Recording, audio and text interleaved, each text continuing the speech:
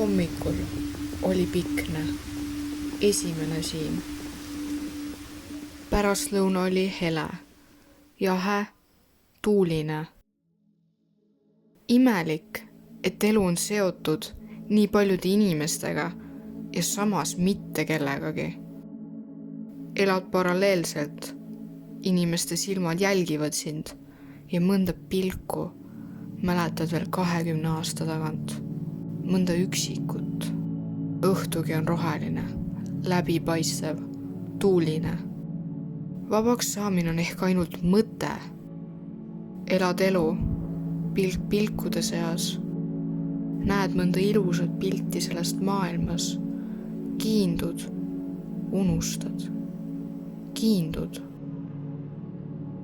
Ikka küsin, kui mitu kevadet veel.